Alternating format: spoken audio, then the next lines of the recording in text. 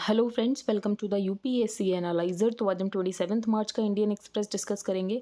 And if you are liking this analysis then please like, share and subscribe. And if you want to join the Telegram group of UPSC analyser then you can join. आपको link और channel का name description box में मिल जाएगा। यहाँ पर first news है, New Delhi reaches out in Indian Ocean, Jaishankar in Maldives, next stop Lanka.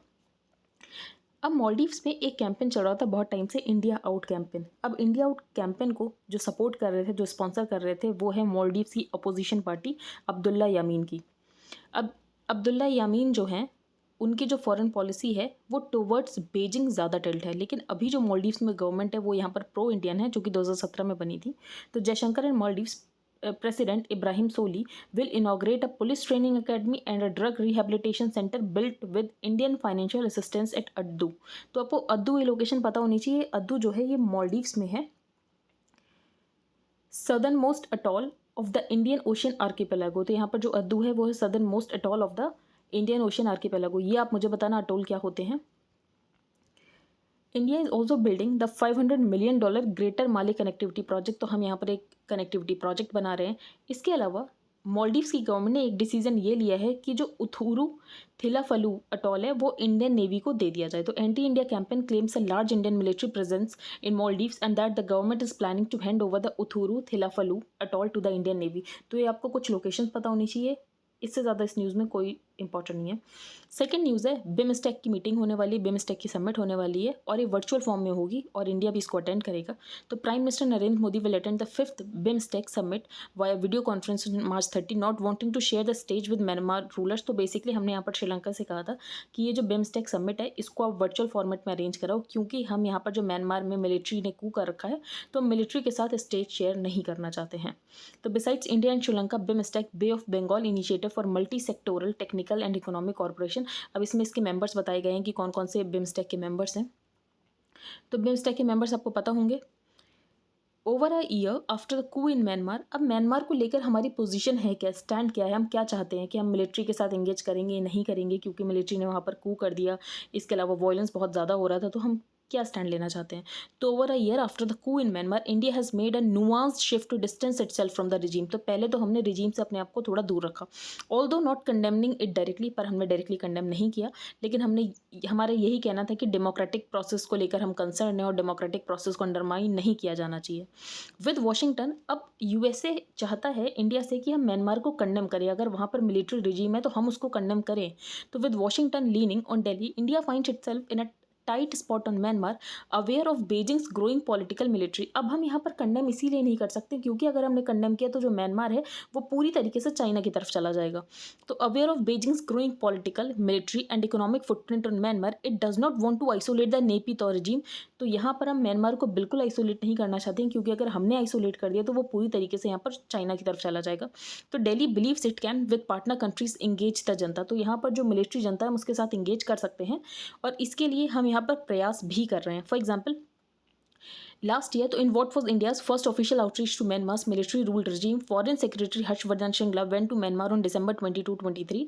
और वहाँ पर उन्होंने बात भी की कि मीटिंग हो जाए हमारी सूकी के साथ, लेकिन यहाँ पर जो म्यांमार जनता है उसने डायरेक्टली यहाँ पर मना कर दिया कि मीटिंग नहीं हो पाएगी।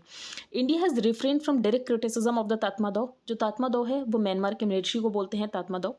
अब तात्मादाव का हम क्रिटिसिज्म नहीं कर रहे हैं क्योंकि हमें पता है कि बीजिंग अपना इन्फ्लुएंस और ज़्यादा बढ़ाने की कोशिश करेगा अगर हम यहाँ पर म्यांमार को आइसोलेट करेंगे। So even as it wants to work with Myanmar's junta regime, तो यहाँ पर हम कोशिश करेंगे कि वहाँ पर जो मिलिट्री रिजीम है उसके साथ हम काम करें, उसके साथ हम एंगेज हों।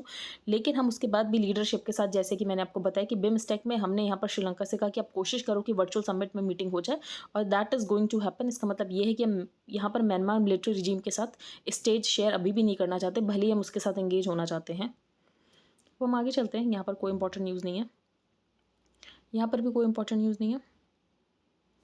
अब उत्तराखंड को पहली वुमेन स्पीकर मिली है और उसका नाम है रितु खंडूरी। तो BJP MLA Ritu Khanduri, the daughter of former chief minister BC Khanduri, was elected unopposed as the first women speaker of the Uttarakhand assembly on Saturday.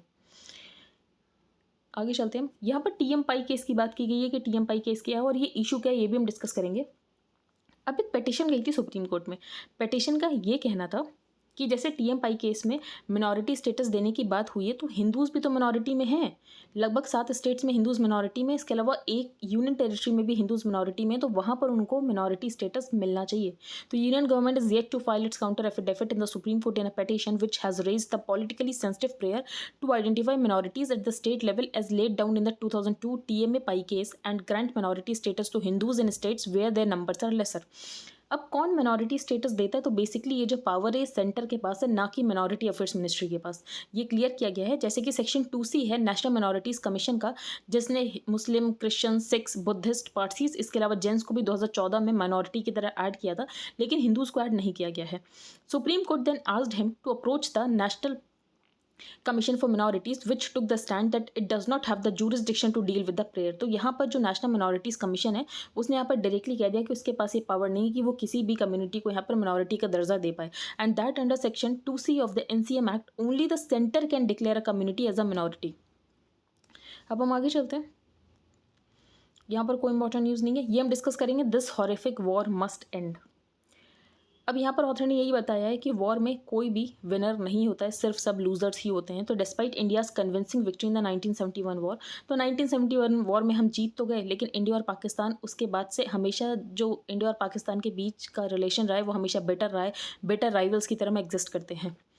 दो सुपर पावर्स रशिया, इसके अलावा अमेरिका ने अफगानिस्तान को लिबरेट कराने की कोशिश की, लेकिन अगर हम एंड रिजल्ट देखें तो वापस से वहाँ पर तालिबान का रूल आ गया है। तो despite India's convincing victory in the 1971 war, India and Pakistan remain bitter rivals locked in a territorial dispute despite two super powers taking turns to liberate Afghanistan, that country is under the firm control of the Taliban.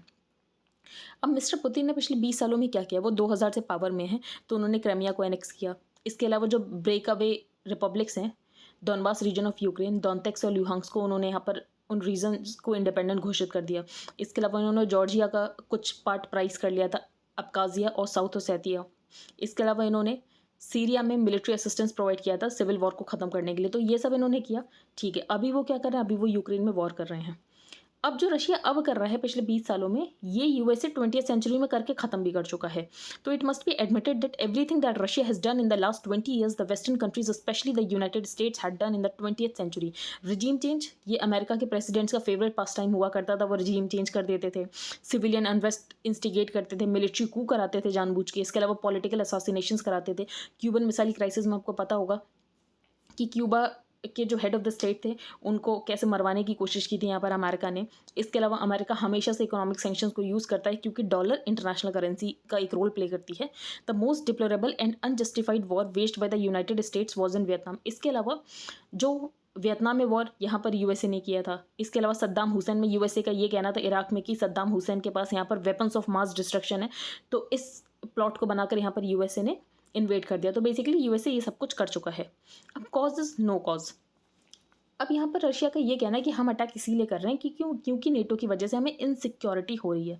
तो since 1999 NATO has expanded to include 14 member countries as Georgia and Ukraine tilted towards the 30 member NATO and the organisation too seemed willing. तो यहाँ पर Georgia और Ukraine भी यहाँ पर part बनना चाहते हैं नेटो का, जिसकी वजह से यहाँ पर रशिया को इनसिक्योरिटी हो रही है और रशिया ने यहाँ पर अटैक किया और रशिया ने यहाँ पर वॉर किया। Russia was genuinely concern about it security and it received no credible assurances from the US और अदर नेटो कंट्रीज। तो बेसिकली यहाँ पर डिप्लोमेटिकली तरीके से प्रॉब्लम सॉल्व हो सकती थी। यहाँ पर जो यूएस और नेटो कंट्रीज रशिया को ये बात बता सकते थे कि नेटो एक डिफेंसिव अलायंस है, वो कभी अटैक नहीं करेगा। There was no reason for Russia to escalate its opposition to Ukraine and start a destructive war. Thousands have been killed, yet Ukraine's president and the people उन्होंने surrender करने से मना कर दिया है। अब इस वॉर में रशिया जीत तो नहीं सकता है, क्योंकि पॉसिबल नहीं है यूक्रेन को एनेक्स करना। तो it will not be able to annex Ukraine. On the contrary, Russia को एक हमेशा के लिए एक हॉस्टाइल नेबर मिल जाएगा यूक्रेन की फॉर्म में। तो Russia would have earned a hostile neighbour and a permanent enemy. इसकी वजह से कितने सारे सोल्जर्स की यहाँ पर जान गई है। रशिया में भी बहुत सारे सोल्जर्स की जान गई है, लगभग 10 से 15 हज़ार सोल्जर्स की जान जा चुकी है। कितना सारा मिलिट्री हार्डवेयर यहाँ पर वेस्ट हुआ है। जो इकोनॉमी है कंट्री की वो बिल्कुल क्राइसिस में जा चुकी है। तो Russia will gain neither security nor respect. आगे हम चलते हैं। यहाँ पर बताया गया है करतार सिंह साराभा के बारे में। Kartar Singh Sarabha was 19 when he was hang to death in Lahore in 1915 और भगत सिंह इन्हें अपना उस्ताद मानते थे। Professor Chaman Lal who has penned a book on Sarabha says Bhagat Singh की जो नौजवान भारत सभा है जिससे भगत सिंह जुड़े हुए थे वो कभी स्टार्ट ही नहीं होती थी बिना साराभा की फ़ोटो को गार्लैंड किए हुए। अब इनका क्या रोल है वो हम देख लेते हैं। तो कटक से साराभा गए थे बर्कली, वहाँ पर उन्होंने इलेक्ट्रिकल इंजीनियरिंग की। उसके बाद वो लाला हरदयाल के कॉन्टैक्ट में आ गए। जब वो लाला हरदयाल के कॉन्टैक्ट में आ गए, जो कि एक प्रिकर्सर थी to the Ghadar party that was form on July 15 1913।